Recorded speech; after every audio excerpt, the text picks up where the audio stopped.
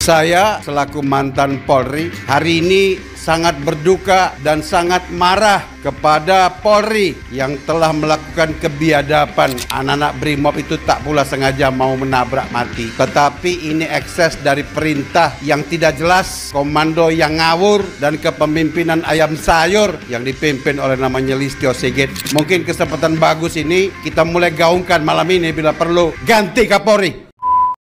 Terima kasih Bang Repli, Pak Rismon, Pak Dr. Roy, sama Dr. Tipa. Ada backgroundnya. Itu. Oke, silakan. Saya selaku pribadi mengucapkan selamat atas peluncuran buku putihnya Jokowi ini. Semoga jadi catatan bagian sejarah Indonesia. Walaupun hari ini masih polemik, banyak pihak yang tidak menginginkan ini terungkap karena takut dosanya juga terbongkar, tetapi ini menjadi catatan yang tidak mudah dihapus begitu saja dalam sejarah buat anak keturunan kita melihat fakta yang terjadi dalam periode ini, dalam bangsa ini, bagaimana kaca kadutnya melampiaskan syahwat, mempertahankan kekuasaan, tapi lupa dengan pondasi dasar dalam berbangsa bernegara. Saya selaku mantan Polri hari ini sangat berduka dan sangat marah kepada Polri yang telah melakukan kebiadaban dengan melakukan hal yang katanya sudah minta maaf dan tidak sengaja. Memang tak, saya yakin anak-anak Brimob itu tak pula sengaja mau menabrak mati, tetapi ini ekses dari perintah yang tidak jelas, komando yang ngawur, dan kepemimpinan ayam sayur yang dipimpin oleh namanya Listio Sigit. Mungkin kesempatan bagus ini kita mulai gaungkan malam ini bila perlu ganti Kapolri. Kami Polri ini sedih dan tahu persis merubah Polri itu semudah membalikkan tangan. Ganti aja Kapolrinya. Hari ini diganti kucing, besok pagi semua Polri jadi kucing. Besok lusa diganti dengan ayam, Polri semua jadi ayam. Tapi kalau hari ini Kapolrinya adalah Ternak Mulyono, selamanya akan jadi Ternak Mulyono. Maka itu mudah-mudahan ini satu momen yang bagus untuk kita bersuara menghadapi memiliki penegak hukum yang kembali ke kitahnya sebagai pelayan pelindung dan berada di barisan bersama-sama masyarakat. Selamat berjuang Dr. Roy Suryo, Dr. Rismon, dan Ibu Tifa. Semoga perjuangan ini tidak mengendor. Biasa itu ditantang, diambil kiri kanan untuk menciutkan nyali. Tapi saya paham Bapak dan Ibu semua yang hadir di sini adalah petarung, pejuang, pantang mundur sampai dengan berhasil. Selamat, Bismillahirrahmanirrahim. Semoga perjuangan berhasil. Terima kasih. Jadi Pak Maijen ya, kita mengucapkan belasungkawa sebesar-besarnya atas tragedi kemarin. Berpulang ya satu warga negara bernama Afan Kurniawan, usia masih 21 tahun, kelahiran 18 Juli, sama dengan kelahiran Roy Suryo. Kemudian barangkali kalau Jenderal mau mengucapkan belasungkawa dan kemudian melihat situasi itu silakan. Dan kemudian juga apa pesan dan kesan terhadap peluncuran buku Jokowi's White Paper ini. Silakan Pak Jenderal. Feel free. Terima kasih Pak Repli atas waktunya. Assalamualaikum warahmatullahi wabarakatuh. Yang pertama perlu saya sampaikan adalah ucapan turut berduka cita atau berbelasungkawa atas meninggalnya saudara kita pengemudi ojol yang tidak tahu tertabrak atau ditabrak kendaraan taktisnya Brimob. Tapi kejadian itu sengaja atau tidak sengaja sangat memprihatinkan, sangat menyedihkan. Kok bisa sampai terjadi seperti itu? Semoga almarhum mendapat tempat yang terbaik di sisi Allah dan keluarganya tabah dan ikhlas melepas kepergian saudaranya ini. Semoga tidak ada lagi korban berikutnya. Kemudian berkaitan dengan launching buku Jokowi White Paper, saya mengucapkan selamat dan terima kasih kepada penulis RRT, Dr. Roy, Dr. Rismond, dan Dr. Tifa. Mungkin banyak masalah tentang Jokowi ditulis, ya. Tapi mungkin yang paling menonjol akhir ini adalah ijazah palsunya Jokowi. Saya pernah ngasih komentar berkaitan, saya yakin Jokowi tidak punya ijazah. Saya yakin. Dan saya tahu banyak atau ada kekuatan besar melindungi agar tidak terbongkar kepalsuan ijazahnya Jokowi ini. Ya, saya tahu itu. Saya pernah sampaikan waktu itu di belakang Citos, ada kekuatan besar yang melindungi. Karena kalau terbongkar ini, terbongkar kebusukan, kebiadaban kelompok yang yang mencetak dan melindungi Jokowi ini. Ini ada yang mencetak, ada yang melindungi, ada yang membuat. Ada yang mengetahui kalau Jokowi ini tidak punya ijazah sejak dari wali kota. Saya tahu. Ya. Oh, ini kekuatan ini saya bilang ada dari jenderal polisi, ada dari jenderal TNI, dan juga ada lagi cendekiawan lain. Karena itu dengan buku ini, walaupun belum bisa terbuka hari ini, saya yakin akan terbuka pada waktunya secepat mungkin. Kita bukan mau ngejar-ngejar ijazah Jokowi, tapi Jokowi dengan ijazah palsu ini telah merusak kehidupan negara kesatuan Republik Indonesia yang carut marut, compang camping, dan memalukan di dunia internasional. Saya sebagai rakyat, bagian dari 280 jutaan rakyat Indonesia itu malu ditimpu oleh manusia busuk ini. Belum lain kasus lain, baru ijazah. Tapi awal mulanya kan ijazah palsu ini. Dari sini terjadilah yang namanya pembantaian kilometer 50, pembantaian pengunjuk rasa, kematian 800-an petugas KPPU, kemudian KPPS, kemudian kematian penonton di Kanjuruhan yang tak diusut dengan benar. Awalnya adalah ijazah palsu ini. Karena itu dengan buku ini saya berharap memberikan informasi, meyakinkan rakyat kalau Jokowi ini memang bajingan yang telah menipu kita. Dengan kekuatan uangnya dia membayar manusia-manusia busuk untuk menutupin yang namanya buzzer atau influencer. Yang tahu ini Pak Repli lah. Sekali lagi harapan saya buku ini bisa memberikan informasi, bisa menambah keyakinan kita rakyat Indonesia yang telah ditipu oleh manusia Jokowi, dan kemudian dia menurunkan kepada anak-anak dan menantunya. Hari ini saya kebetulan dari perwakilan purnawirawan TNI yang baru kemarin tanggal 27 membuat surat kedua ke DPR, MPR, dan DPD tentang kita 8 poin yang kita usulkan kepada Prabowo. Ya, mudah-mudahan kaitan itu juga, kalau salah satu di antara ada makjulkan Gibran. Dari sisi apapun, saya gak usah ngomong lagi. Dari sisi apapun, di sisi administrasi, sisi hukum, di sisi mentalitas, di sisi karakter, dari sisi intelektual atau kompetensi, nggak cukup isi badannya si Gibran tuh, nggak pantas. Nggak pantas, nggak mungkin dia bisa memimpin bangsa ini dengan benar, nggak mungkin.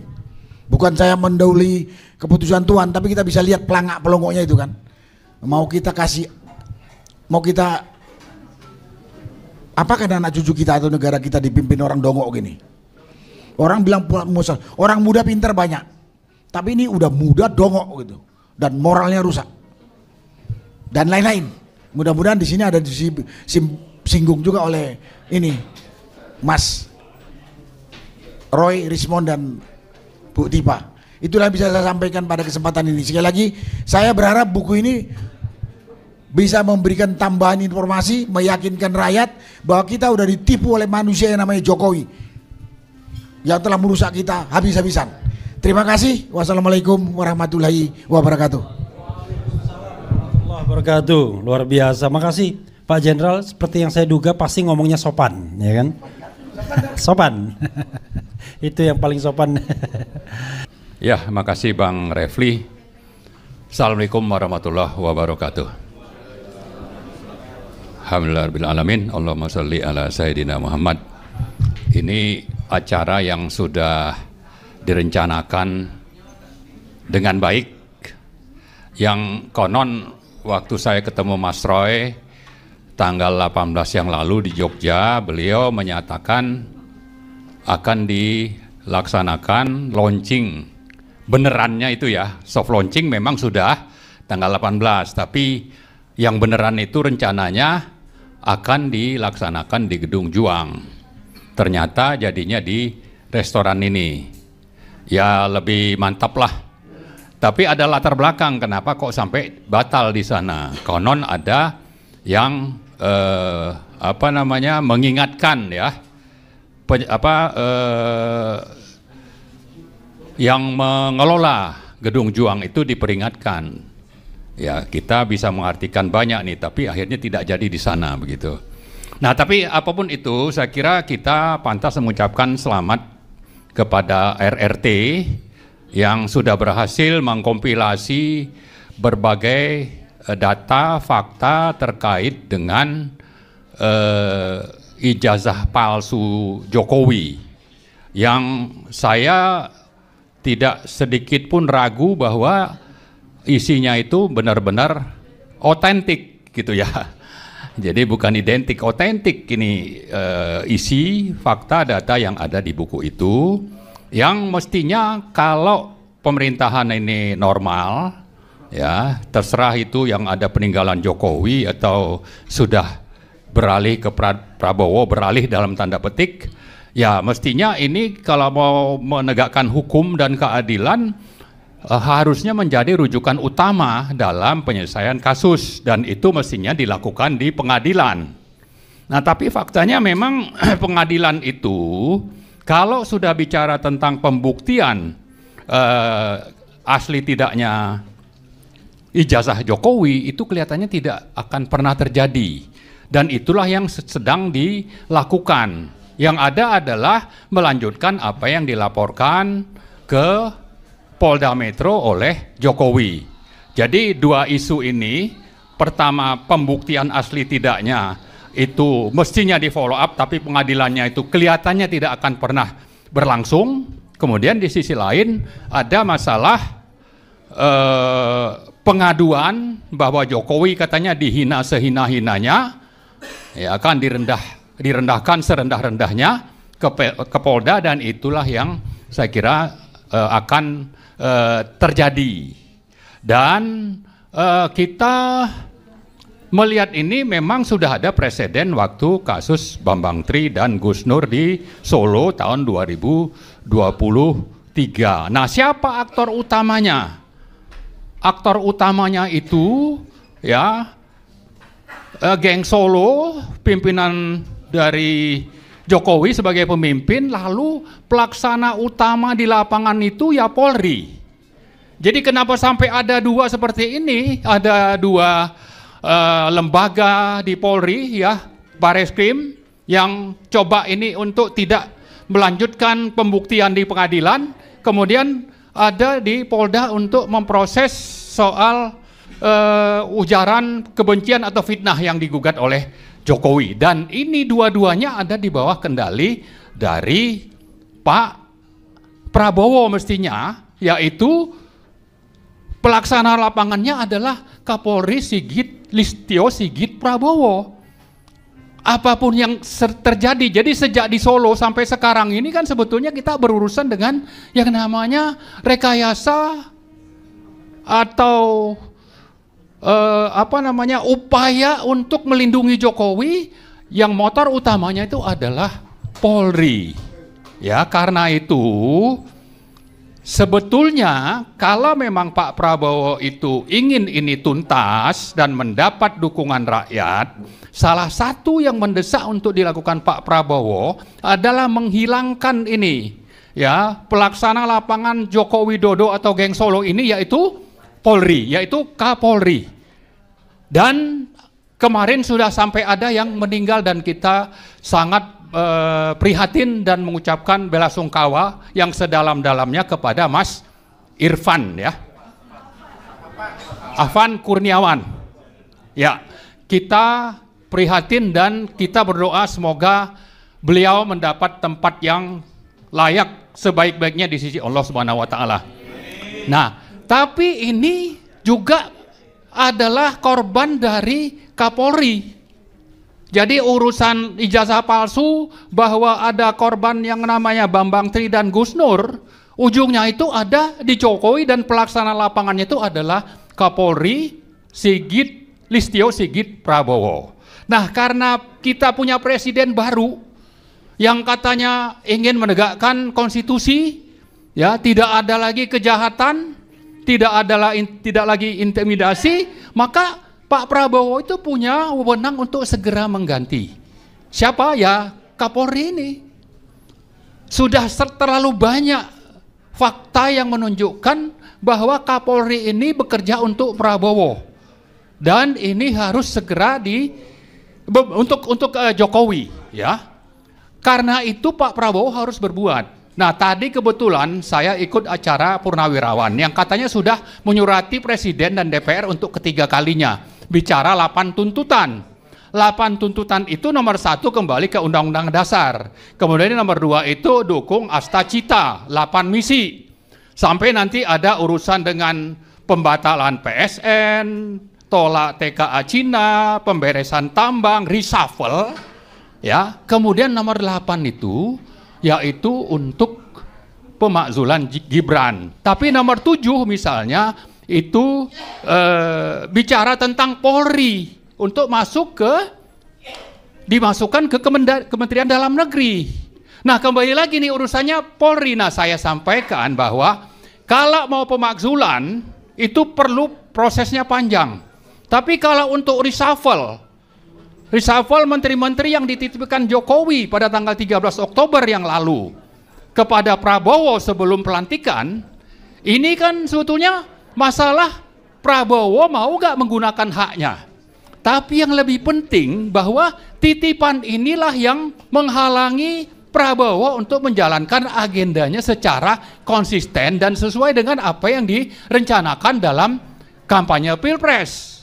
Belum lagi poin 8 pemakzulan Gibran tidak akan bisa terlaksana sepanjang menteri-menteri titipan dari Jokowi itu masih ada di sana. Jadi kita sebetulnya dengan fakta seperti ini berharap Pak Prabowo itu menggunakan kekuatan wewenang yang diberikan oleh konstitusi kepadanya untuk bertindak, dan itu tidak perlu banyak melibatkan yang namanya DPR atau MPR seperti, ya. Ini lalu yang ketiga baru mulai proses pemakzulan. Jadi saya kira itu yang saya harapkan, dan kita ingatkan kembali soal buku ini, bahwa buku ini dibuat salah satunya dalam rangka menghadapi operator lapangan geng Solo yang namanya Sigit, Kapolri Sigit. Inilah yang menjadi alasan kenapa teman-teman itu mengumpulkan fakta dan bukti apa untuk melawan geng Solo. Operatornya adalah Kapolri. Karena itu Pak Prabowo terakhir kita tuntut untuk segera gunakan wewenangnya, reshuffle, ganti pecat yang namanya Kapolri. Kemudian reshuffle menteri-menteri titipan dari Jokowi. Kemudian yang ketiga, mulai proses pendekatan kepada partai-partai untuk segera dilakukannya proses pemakzulan Gibran. Buku ini menjadi alat perjuangan kita untuk segera dengan buku ini kita harapkan kita bisa konsolidasi perlawanan terus kepada geng Solo, sambil ini juga kita pakai untuk mengingatkan yang namanya Prabowo bahwa rakyat di belakang Anda sepanjang Anda konsisten dengan aspirasi rakyat. Tapi kalau Anda tetap mempertahankan orang-orang yang dititipkan oleh Jokowi termasuk Kapolri, maka saya kira rakyat itu termasuk mahasiswa sebetulnya juga akan siap untuk menuntut supaya Anda juga turun. Ini pesan untuk Pak Prabowo. Tapi saya kira kita tidak bicara itu sekarang. Kita bicara bertahap. Sepanjang Anda mendengarkan aspirasi kita bahwa reshuffle harus segera dilakukan, bahwa Sigit harus segera dipecat, maka itu sudah satu hal yang sangat berarti bagi kita, dan tuntutan kepada teman-teman yang 12 orang itu juga segera dihentikan, dan buku itu bisa menjadi bukti alat perjuangan kita bahwa apa yang dilakukan oleh Jokowi, yang dilakukan oleh Polri itu menjadi fakta bagaimana kita harus melawan dengan data-data dan bukti yang kita miliki. Saya kira itu saja. Terima kasih. Assalamualaikum warahmatullahi wabarakatuh.